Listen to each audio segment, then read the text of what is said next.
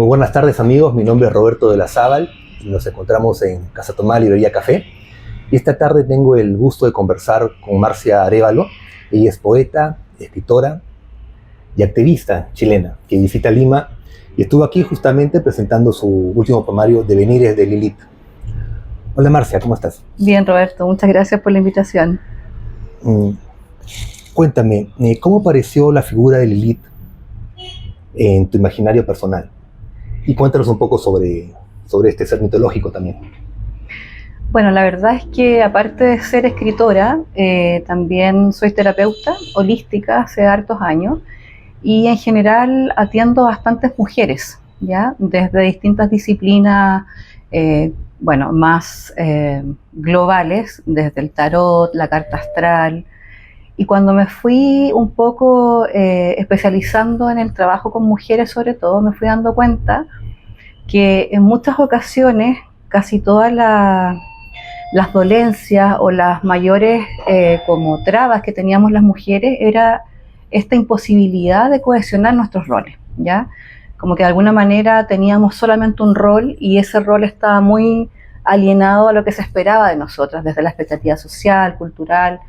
Y por lo tanto, cuando empiezo también a indagar, esto hace muchos años atrás, en todo lo que está consensuado en las diosas en general, en distintos oráculos, también desde la mitología, me encuentro con Lilith como una mujer que de alguna manera tiene esta doble militancia, por así decirlo, una mujer más bien oscura, que desde el ideario colectivo y desde el inconsciente colectivo tú inmediatamente la asocias con una mujer que hace uso de su poder, de su magnetismo, para seducir, pero para seducir desde una manera mucho más utilitaria, por así decirlo. Desde lo mitológico, como te comentaba, esta Lilith que está más situada en el exilio, ¿verdad? O sea, fue la primera, desde el cristianismo, fue la primera esposa de Adán, es un poco lo que se menciona en distintos textos, pero también está asociada desde Mesopotamia a ciertas diosas también, o la diosa de la fertilidad,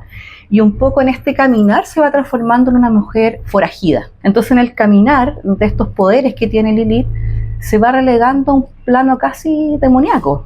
Entonces la idea un poco es posicionarla desde un lugar que le haga justicia, finalmente. Claro, entonces me estás comentando que la versión de Lilith que tú tienes es más que todo la judaica. Sí. ¿No? La primera esposa de Adán, que después se convirtió en demonio. Ya se han encontrado referencias de una diosa que puede ser, digamos, inspiración de esta Lilith, que antes fue de fertilidad y todo eso, ¿no? Sí. ¿Y qué otros arquetipos encuentras femeninos, así como Lilith? Mira, Lilith, aparte de esta percepción que claro, que es la más conocida desde la perspectiva de la mujer que sale del paraíso, ¿verdad? Desde la astrología, Lilith, para todos, tanto hombres, mujeres, es de alguna manera un elemento inconsciente que está en nuestra carta astral, ¿ya? Lilith aparece como aquel elemento que todavía no se devela cuando nosotros nacemos, ¿ya? Y de alguna manera es la sombra, es conocida como la sombra. ¿Desde el punto de vista de Carl Jung? Sí, también. Ahí hay un... ¿Ese Lilith de la carta astral es un planeta, una estrella? No, se menciona como un elemento, mira, hay de todo, o sea, hay planetas, hay asteroides, y Lilith está considerada como una parte más bien inconsciente de esa carta astral, ¿ya? O sea, de alguna manera, pensando en esta ruta astrológica, ¿verdad?, desde los 12 signos zodiacales, desde esa mirada, y también desde la astrología evolutiva, que eso también es importante considerar, Lilith no es una camisa de fuerza, ¿vale? Porque puede ser que, por ejemplo, desde tu carta astral descubras que Lilith a lo mejor está en una casa, por ejemplo, en el signo de Cáncer, y Lilith, bajo esa perspectiva, pensando en todo lo que está detrás de Cáncer, familia, maternidad, nutrición, no va a estar tan cómoda, ¿ya? Porque de alguna manera lo que trae Lilith es la mujer salvaje, o es lo indómito de ti, ¿ya? Entonces, considerando que todos en sí mismos, también como lo dice Carl Jung, ¿verdad?, tenemos un elemento masculino y femenino, que en sí mismo van también conversando y danzando, esta Lilith tiene asociado el arquetipo de lo indómito y lo salvaje. Dentro de lo que se conoce como astrología evolutiva es un regalo. Cuando tú lo integras y tú tomas conciencia de esa sombra, puedes integrarla en el fondo a todos tus dones entregados en tu carta astral. Cuando te pregunten cuándo, cómo y dónde, responde Casa Tomada, Librería y Café. El lugar perfecto para comenzar el día con una taza de café. Comparte tus mejores momentos en nuestro cálido local y vive una experiencia única en donde podrás leer tu libro preferido, contar historias, brindar con tus amigos y disfrutar de nuestra cafetería. En Casa Tomada, cada tarde podrás probar las mejores pizzas italianas. Te invitamos a Casa Tomada, Librería y Café. De lunes a sábado hasta las 10 de la noche. Avenida Petituars 3506 San Isidro. Estacionamiento gratuito para autos y bicicletas. Llámanos al 967-888-648. Encuéntranos en redes sociales. Casa Tomada, Librería y Café. Lilith, en tu poemario, es como, lo estoy leyendo, son como cánticos, ¿no? A lo que tú dices, a querer reivindicar, ¿no? la figura de este mito, ¿no? Este ser mitológico que es Lilith. ¿Y por qué consideras que debe ser reivindicado? Yo creo que hay mucho miedo en general a poder conectar con lo salvaje y con lo indómito, ¿ya? Hemos crecido principalmente como mujeres en una cultura que nos enseña siempre a parecer de tal manera, como un deber ser. La conexión con lo salvaje, lo indómito, se va perdiendo a lo largo de la vida cada vez más cuando vamos insertándonos en la cultura, ¿ya? Y en los preceptos sociales y en este deber ser que también es bastante externo. Porque cuando uno es niña, por ejemplo, tú subes a los árboles y no tienes conciencia si andas con falda, con pantalón, no sé, si te comes una fruta y quedas toda chorreada, lo mismo.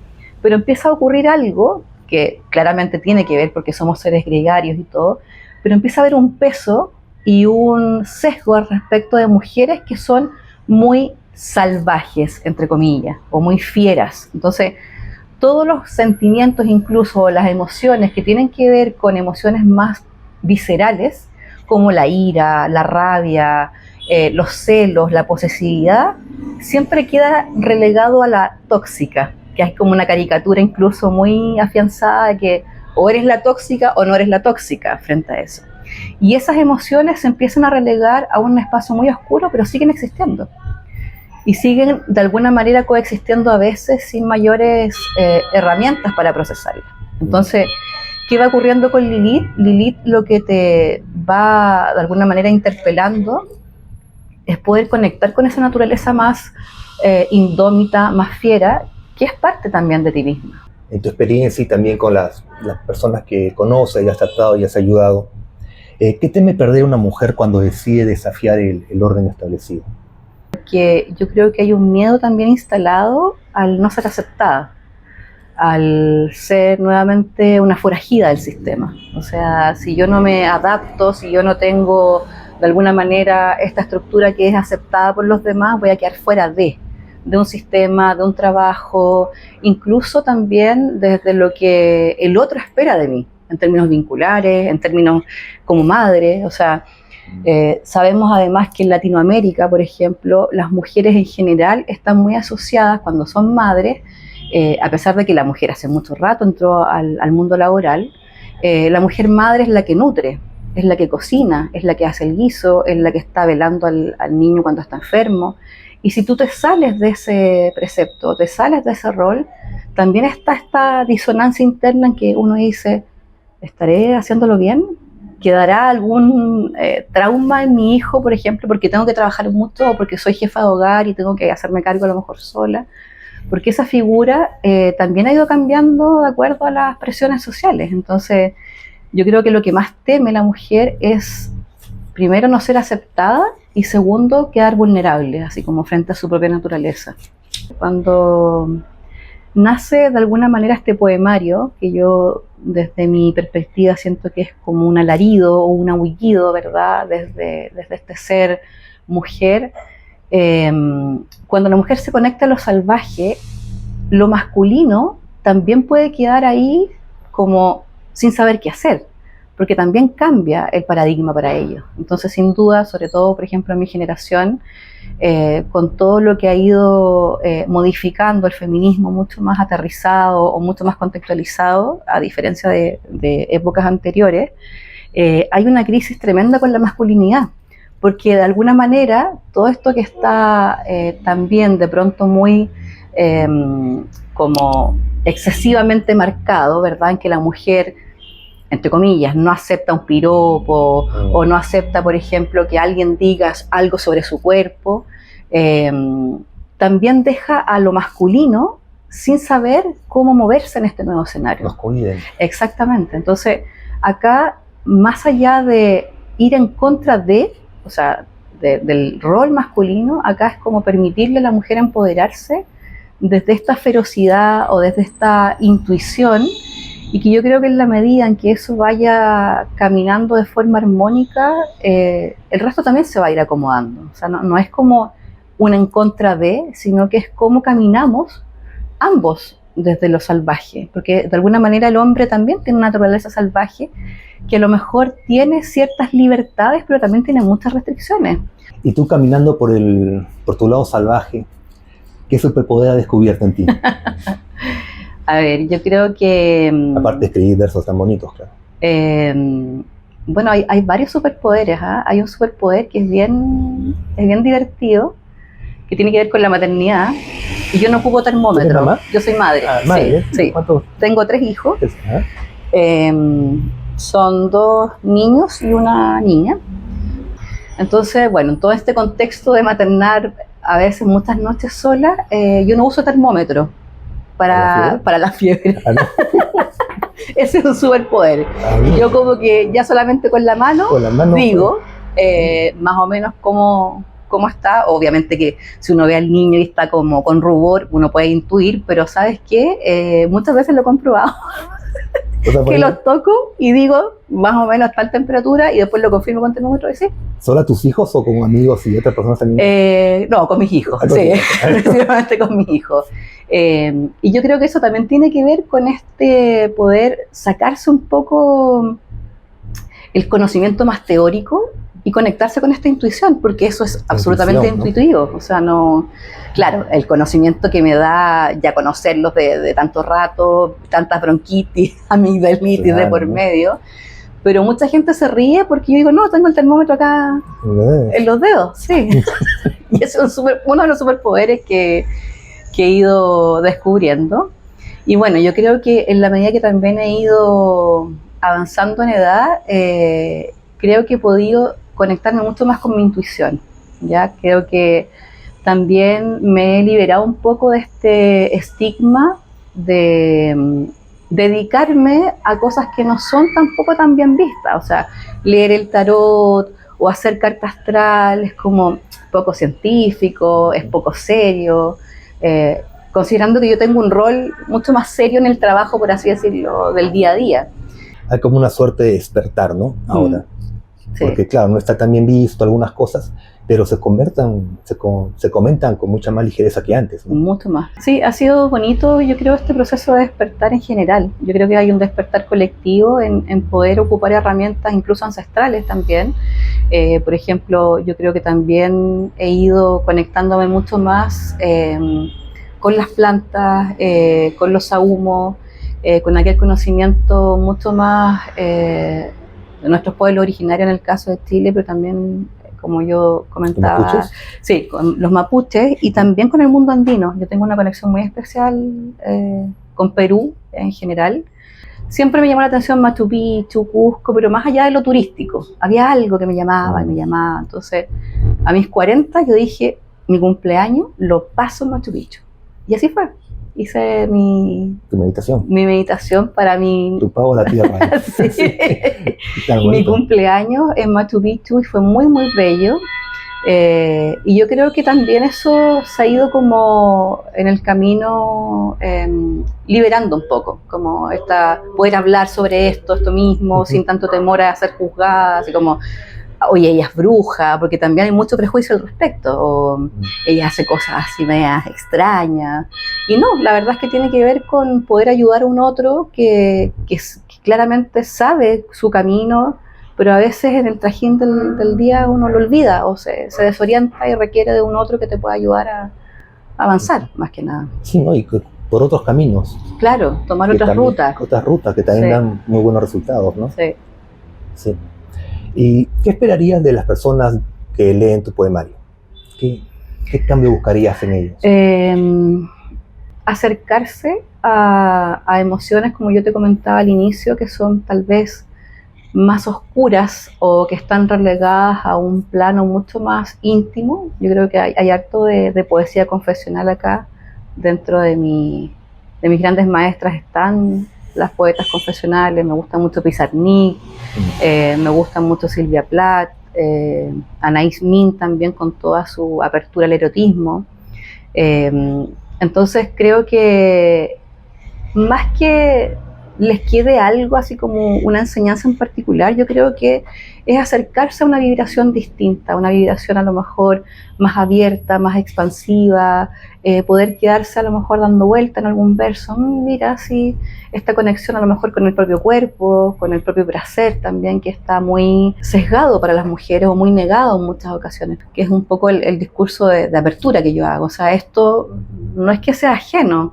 Tu madre, tu abuela, tu bisabuela también tienen a Lilith dentro, más o menos visible, pero también está presente. Entonces yo creo que es como un encuentro más bien con lo femenino, pero no con lo femenino de género, sino con una energía femenina, que también habita en los hombres y que también les permite tener mayor libertad. Cuando el hombre habita lo femenino, que es sumamente importante, o sea, en ningún caso, vuelvo a reiterar, tiene que ver con ir en contra de lo masculino, porque ambos se necesitan. Yo creo que de ese malentendido que hay, ¿qué otro malentendido te gustaría eliminar del feminismo? Yo creo que principalmente ese, es como, no es que estemos en contra de los hombres, yo creo que es empoderarnos nosotras mismas. Nosotras como mujeres no podemos, de alguna manera, situarnos sin lo masculino. No es como solo la mujer y lo masculino relegado a otro plano, porque se necesita la energía masculina, ya sea concretamente, o sea, hombres, o la energía masculina integrada en una misma. Y yo he ido de alguna manera descubriendo, porque también estoy estudiando un magíster en narrativa junguiana, he ido descubriendo que la modernidad hasta cierto punto nos va dejando sin estos arquetipos que son sumamente importantes para armar como nuestra personalidad. Entonces es necesaria la bruja, y hay que situarlo en la época en que fueron escritos. Entonces uno quiere decir, no, pero es que la mujer no puede ser fea, o ¿por qué estamos diciendo que la mujer es fea y la bruja es así o asá? Y eso tiene que ver con ciertos arquetipos que nos van conformando. Entonces el vivieron felices, se casaron y vivieron felices para siempre, por ejemplo, tiene que ver con esta fusión entre la energía masculina y femenina. No es como la pareja, el matrimonio, que también es como una visión muy sesgada. Entonces, finalmente, algo que está muy instalado, que lleva muchos años, ¿verdad?, en términos de todo lo que fue avanzando Jung con los arquetipos, todavía nos dan luces de cómo nos vamos conformando como seres humanos y qué nos permiten esos arquetipos también. Entonces, descontextualizarnos en pos de la modernidad sin ningún miramiento más trascendental es delicado. ¿Tú consideras que la rebeldía es todavía importante en el siglo XXI? Sí. Yo creo que es clave el desarrollo del pensamiento crítico, ¿sí? En la medida en que tú puedes tener argumentos, siempre desde el respeto, porque también nos vamos a encontrar con muchas personas que políticamente, culturalmente, socialmente sean distintos a nosotros. Yo creo que es sumamente importante el pensamiento crítico, y desde ahí es que surge la rebeldía. O sea, yo creo que la rebeldía porque sí no me parece mucho, ¿ya? Y yo creo que tiene que ver con un pensamiento crítico, argumentativo, filosófico, que tú puedas ir acuñando, que es lo que le digo un poco a mis hijos. O sea, perfecto, ya este es tu pensamiento, pero ¿por qué? O sea, ¿qué hay detrás de esto? No porque el amigo, porque TikTok, o porque YouTube, o el influencer, que eso también ha ido ocurriendo. En nuestra época nosotros no teníamos influencers. O sea, los influencers eran maestros de la literatura, o de la política, o de la filosofía. O el amigo imaginario. Exactamente, el amigo imaginario. ahora hay un influencer que no ha leído tanto y que se pone a hablar cualquier cosa y todo el mundo le cree. Entonces, también es delicado cómo el conocimiento se ha ido transmitiendo y cómo se ha ido de alguna manera desgranando sin tener fundamento, sin tener citas. Por ejemplo, yo soy súper como exigente con mi hijo, ya, pero ¿y quién lo dijo? ¿Quién lo dijo? Sí, claro. ¿En qué libro? ¿Dónde lo viste? Entonces yo creo que es súper importante el pensamiento crítico ante todo. Sí. ¿Escribes también narrativa? También escribo narrativa, sí. ¿Dónde podemos encontrar tus libros de narrativa? Mira, estoy trabajando actualmente en un segundo libro, ¿ya? Y ese espero poder tenerlo listo, el manuscrito, ya voy como en el tercer manuscrito entregado a la editorial, así que espero tenerlo escrito en julio. Y de ahí tú sabes que es un proceso más o menos largo en que va, viene, que se diseña, porque se va a tener diseño. Yo creo que a fin de año ya sale, espero que salga el libro. Ah, qué bueno. ¿Y lo presentas acá en Perú también? No, en Chile. ¿En Chile? Ese va en Chile, sí. ¿Y no traes acá a Perú? Sí, pues también mi idea es poder hacer como esta caminata así más de hermanos, de territorio.